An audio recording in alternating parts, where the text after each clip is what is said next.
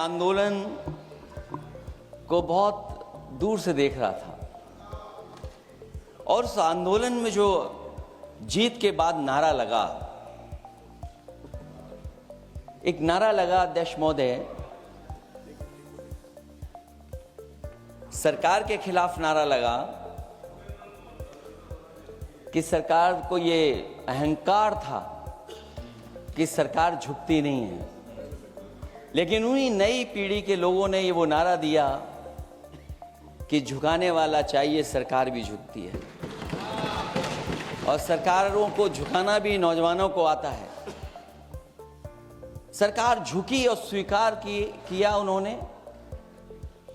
जो करोड़ों नौजवान जो मांग कर रहे थे कि सबसे पहले जो मंत्री जी हैं वो इस्तीफा दें, और बिंदु दूसरे अलग हैं जो हम लोगों को जानकारी में मिल रहा है। अध्यक्ष महोदय, सरकार हर विषय पे स्वीकार किया है, लेकिन पता नहीं अध्यक्ष महोदय ये बात समझ में नहीं आ रही है कि सदन में उन आश्वासनों को क्यों नहीं रख रही है सरकार, जो सहमति बनी है।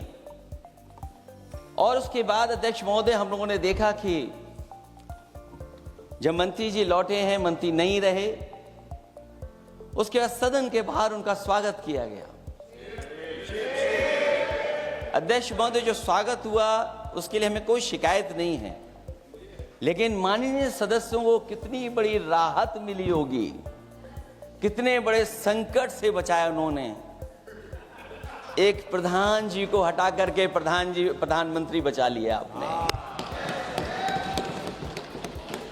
और ऐसा अध्यक्ष महोदय आंदोलन किसी ने नहीं देखा, जिस आंदोलन में नई पीढ़ी के लोग, कम उम्र के लोग निकल करके आ गए और जो नारे दिए गए।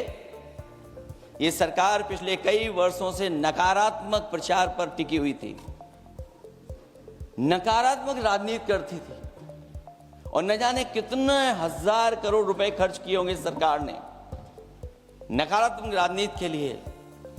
लेकिन नई पीढ़ी को मैं बधाई देना चाहता हूं, उनके मनोबल को और उनकी एकता को, और जिस तरीके से उन्होंने प्रचार किया, अंततः सरकार को झुकना पड़ गया।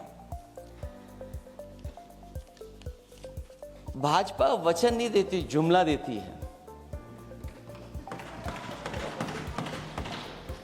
तो मुझे उम्मीद है कि सभी युवा नौजवानों का जो मांग की है उन्होंने, उन सभी मांगों को सरकार स्वीकार करेगी। और सरकार ये भी स्वीकार कर लिया होगा कि कोई दल मजाक में बना तो कितनी बड़ा दल बन गया। जो कोई चीज मजाक से शुरू हुई वो कितना सीरियस हो गई, और इतना सीरियस हुई कि हमारी सरकार लोकतांत्रिक हो गई कि जो उनको धरने पे बैठने दिया। सरकार लोकतांत्रिक थी कि उन्हें धरने पर बैठने दिया।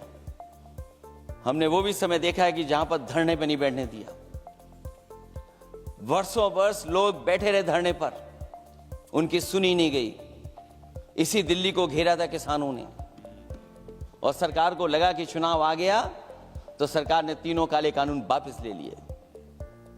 जब सरकार घबरा जाती है, डर जाती है, तो सरकार स्वीकार कर लेती है।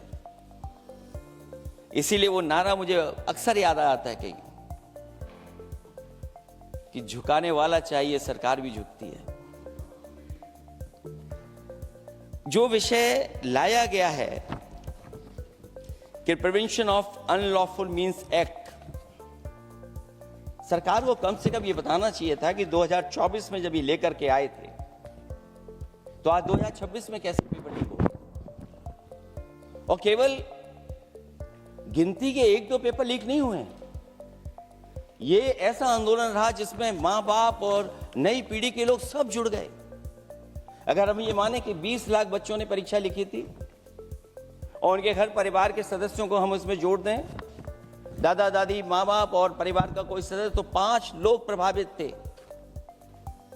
और 5 गुणा 20, 1 करोड़ लोग नाराज हुए सरकार से।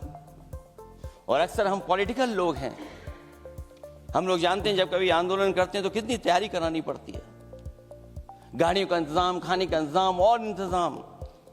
लेकिन ये पहला आंदोलन देखा कि जिसमें माँ बाप भी जुड़ गए और कहा कि जाओ बच्चों आंदोलन करो, हम आपके साथ हैं। ये पहला आंदोलन ऐसा देखने को मिला है। और केवल दिल्ली में नहीं हुआ ये, केवल दिल्ली में नहीं हुआ ये।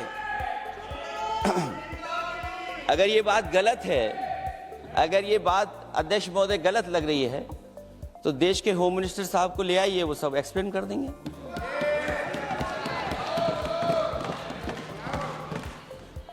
पहला आंदोलन जिसमें माँ बाप ने साथ दिया, क्योंकि परीक्षा से कितना दुखी हैं लोग। ये जो परीक्षाएं लीक हुई हैं, कई महीनों पहले ये किताब बना दी थी, और अध्यक्ष महोदय, जो लोग चढ़ावा चोरी नहीं बचा पाए, वो पेपर लीक कैसे बचा पाएंगे? जो भगवान के दरबार से दान गायब हो गया, दान चला गया,